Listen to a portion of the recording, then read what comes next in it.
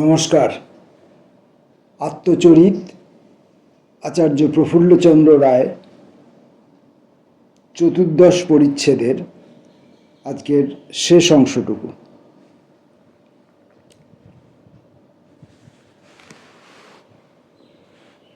এই প্রসঙ্গে অধ্যাপক প্রিয়দারঞ্জন রায়ের কথা বিশেষভাবে বলা প্রয়োজন।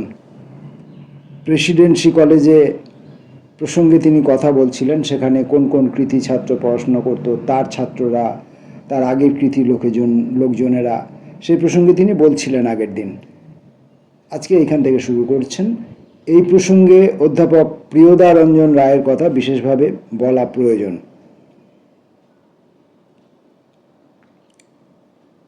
কমপ্লেক্সেস অ্যান্ড ভ্যালেন্সি এবং মাইক্রোকেমিস্ট্রি সম্বন্ধে তিনি একজন প্রামাণিক বিশেষজ্ঞ বলিয়া গণ্য। রসায়ন সমিতিসমূহের সম্মুখে আমার নিজের কোনো মৌলিক প্রবন্ধ দাখিল করিবার পূর্বে আমি উহা প্রিয়দারঞ্জনকে দেখিতে দেই এবং তাহার অভিমত জিজ্ঞাসা করি। 1926 ও 1929 সালে ভারতীয় রসায়ন সমিতির বার্ষিক অধিবেশনে আমি যে অভিভাষণ পাঠ করি তাহা প্রধানত প্রিয়দারঞ্জনের ভাব ও সিদ্ধান্তের উপরই প্রতিষ্ঠিত। তাহার মতো শান্ত ও নীরব কর্মী বিরল। ইউরোপে গিয়া অধ্যয়ন শেষ করিবার জন্য অতি কষ্টে তাহাকে সম্মত করা হয়। ইনফেরিয়রিটি কমপ্লেক্স বা নিকৃষ্ট মনোবৃত্তি তার মনের উপর কোনো প্রভাব বিস্তার করে নাই। রাসবিহারী ঘোষ ট্রাভেলিং ফেলোশিপ বৃত্তি তাহার উপর একরকম জোর করিয়াই চাপাইয়া দেওয়া হয়।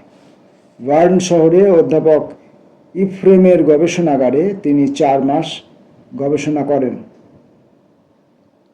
তাহার খ্যাতি পূর্বেই বিস্তৃত হইয়াছিল, সুতরাং বার্নে তিনি একজন অভিজ্ঞ সহকর্মী হিসাবেই সম্মান ও অভিনন্দন লাভ করেন। তিনি বহু মৌলিক গবেষণামূলক প্রবন্ধ প্রকাশ করিয়াছেন। তাহার যে কোনো একটির জন্য পৃথিবীর যে কোনো বিশ্ববিদ্যালয়ে তাহাকে ডক্টর উপাধি দিতে পারেন, কিন্তু এখনও তিনি এ বিষয়ে মনস্থির করেন নাই। ঘটনা 2 রকমের, নীরব ও বাহ্যাড়ম্বরপূর্ণ। প্রিয়দারঞ্জনের কার্যাবলী প্রথম শ্রেণীভুক্ত। তাহার অন্য সমস্ত গবেষণার কথা ছাড়িয়া দিলেও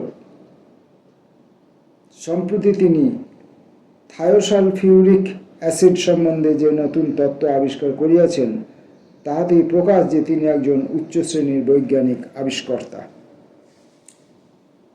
জ্ঞানেন্দ্রনাথ রায় কলকাতায় অধ্যয়ন সমাপ্ত করিয়া প্রায় 3 বৎসর কাল ম্যানচেস্টারে অধ্যাপক রবিনসনের গবেষণাগারে কাজ করেন।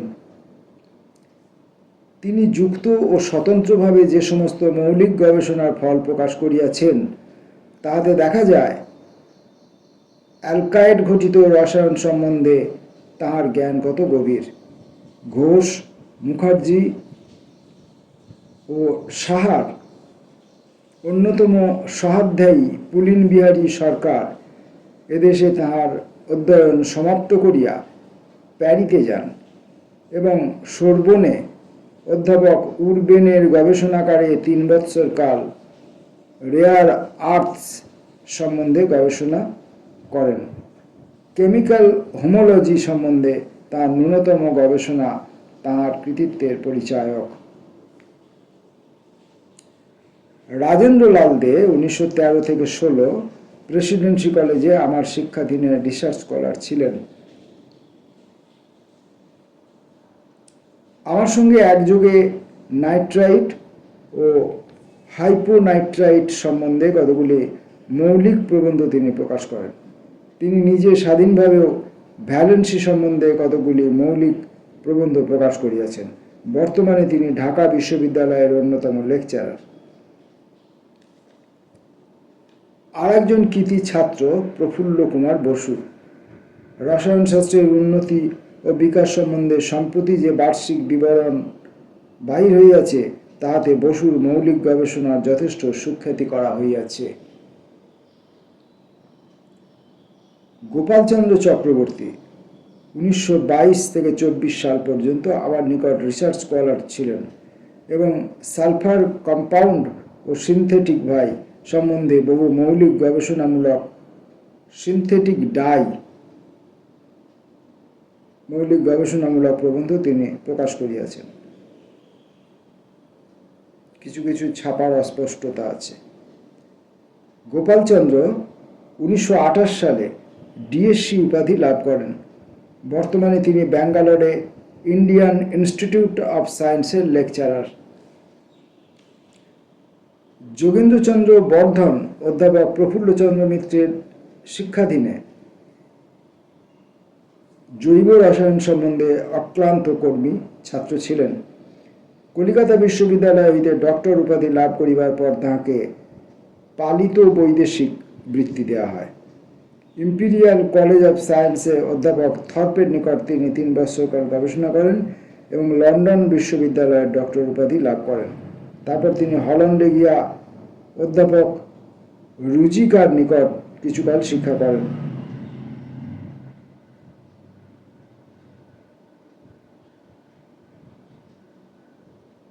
ব্যালবিয়ানোজ অ্যাসিড সম্বন্ধে তাঁর গবেষণা অতি মূল্যবান। মনমোহন সেনও অধ্যাপক প্রফুল্লচন্দ্র মিত্রের শিক্ষাধীনে থাকিয়া একটি মৌলিক রাসায়নিক গবেষণার জন্য ডক্টর উপাধি লাভ করেন। বীরেশচন্দ্র গুহ সায়েন্স কলেজের একজন কৃতী ছাত্র এবং ল্যাবরেটরিতে রিসার্চ স্কলার ছিলেন। তিনি টাটা বৃত্তি লাভ করিয়া ইউরোপ গমন করেন। লন্ডনের ইউনিভার্সিটি কলেজে অধ্যাপক ডামন্ডের শিক্ষাধীনে তিনি বায়োকেমিস্ট্রি সম্বন্ধে বিশেষভাবে অধ্যয়ন করেন। পরে কেমব্রিজ অধ্যাপক হপকিন্সের নিকটও তিনি ওই বিষয়ে শিক্ষা লাভ করেন। লন্ডনে পিএইচডি, ডিওডি, এসসি উপাধি লাভ করিয়া তিনি বায়োকেমিস্ট্রি সম্বন্ধে বিশেষজ্ঞদের নিকট শিক্ষা লাভ করিবার জন্য বার্লিন ও ভিয়েনায় যান। তিনি ইউরোপে বিশেষ কৃতিত্ব অর্জন করিয়া সম্প্রতি দেশে ফিরিয়াছেন। বায়োকেমিস্ট্রি সম্বন্ধে তিনি কয়েকটি মৌলিক প্রবন্ধ প্রকাশ করিয়াছিলেন। সুশীল কুমার মিত্র আমার গবেষণাগারে রিসার্চ স্কলার ছিলেন। তিনিও কয়েকটি বিষয়ে বিশেষ মৌলিকতার পরিচয় দিয়েছেন। আমার সহকর্মী অধ্যাপক জে.এন. মুখার্জি এবং এইচ.কে. সেনের ল্যাবরেটরিতে তাঁদের কৃতী ছাত্রদের দ্বারা কয়েকটি মূল্যবান মৌলিক গবেষণা হইয়াছে। এ পর্যন্ত ভারতীয় রসায়নবিদেরা সাধারণত ইংল্যান্ড, জার্মানি, আমেরিকার পত্রিকাসমূহে তাহার মৌলিক প্রবন্ধগুলি প্রকাশ করিবার জন্য পাঠাইতেন। আমাদের এখন মনে হইল যে ভারতেই আমাদের একটি রাসায়নিক সমিতি প্রতিষ্ঠা করা উচিত এবং তাহার একখানি মুখপত্র থাকা প্রয়োজন। অধ্যাপক ভাটনগরের যে বক্তৃতা ইতিপূর্বে উল্লেখ করা হইয়াছে, তাহাতেই এইরূপ প্রস্তাব প্রথম করা হয়। নিম্নে যে সমস্ত চিঠিপত্র উদ্ধৃত হইল, তাহাতে এ সম্বন্ধে আরও অনেক কথা জানা যাইবে। কেমিক্যাল সোসাইটির প্রেসিডেন্ট ও কর্তাগণ নবপ্রতিষ্ঠিত ভারতীয় কেমিক্যাল সোসাইটিকে আন্তরিক অভিনন্দন জ্ঞাপন করিতেছেন। ইয়ার উত্তরে ভারতীয় রাসায়নিক সমিতির সভাপতি ডাক্তার প্রফুল্লচন্দ্র রায় নিম্নলিখিত পত্র লিখেন। বিজ্ঞান কলেজ, 92, আপার সার্কুলার রোড, কলকাতা, 23 অক্টোবর 1924। প্রিয় অধ্যাপক উইন, আপনার 17 অক্টোবরের টেলিগ্রামের জন্য ধন্যবাদ। আপনার নিকট এবং কেমিক্যাল সোসাইটির কাউন্সিলের অভিনন্দন ও সদিচ্ছা আমরা কত মূল্যবান মনে করি বলা প্রয়োজন। লন্ডন কেমিক্যাল সোসাইটিকে আমরা আমাদের সোসাইটির জনক মনে করি। এতদিন পর্যন্ত ব্রিটিশ সাম্রাজ্যের কেমিক্যাল সোসাইটির জার্নালি রাসায়নিকদের একমাত্র মুখপত্র ছিল। এই কারণে উক্ত পত্রিকাতে ক্রমবর্ধমান মৌলিক গবেষণামূলক প্রবন্ধাদি স্থানাভাবে প্রকাশ করা কঠিন হইত। এবং তাহার ফলে লেখকদিগকে প্রবন্ধগুলি যতদূর সম্ভব সংক্ষেপ করিবার জন্য অনুরোধ করিতে হইত। একখানি মুখপত্র সহ ভারতের স্বতন্ত্র কেমিক্যাল সোসাইটির প্রতিষ্ঠার প্রয়োজনীয়তা ইহা হইতেই বুঝিতে পারা যাইবে।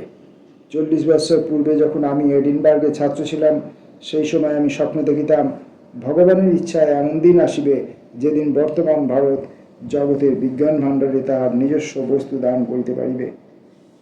আমার সৌভাগ্যক্রমে সে স্বপ্ন সফল হইয়াছে। মৎকৃত ভারতীয় রসায়নের ইতিহাস গ্রন্থে আমি দেখাইয়াছি প্রাচীন ভারতে কিরূপ উৎসাহ ও আগ্রহ সহকারে এই বিজ্ঞানের অনুশীলন করা হইত। বর্তমানে আমি সানন্দে লক্ষ্য করিতেছি যে ভারতের অধিকাংশ বিশ্ববিদ্যালয়ে রসায়নশাস্ত্রের অধ্যাপকের পদ আবার ছাত্রেরাই অধিকার করিয়াছেন। তাহারা সকলেই কেমিক্যাল সোসাইটির জার্নালের নিয়মিত লেখক। মূল সোসাইটির সঙ্গে আমাদের সোসাইটির সৌহার্দ্য রক্ষা করিবার জন্য আমি সর্বদা চেষ্টা করিব এবং তার উৎসাহ ও প্রেরণা মূল্যবান সম্পদ রূপে গণ্য করিব।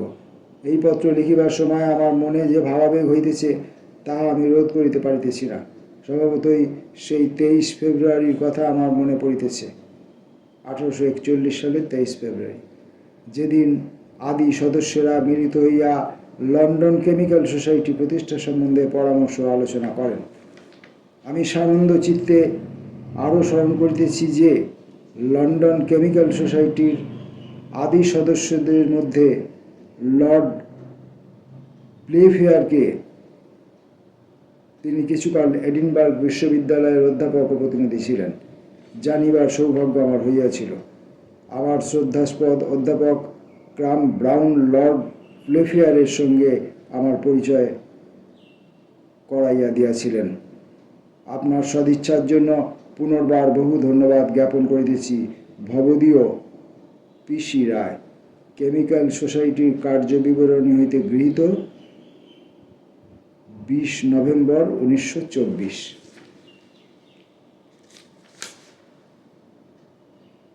আচার্য প্রফুল্লচন্দ্র রায়ের আত্মচরিতের 14th পরিচ্ছেদ শেষ হল। আসবো পরের দিন পরের পাঠে। নমস্কার।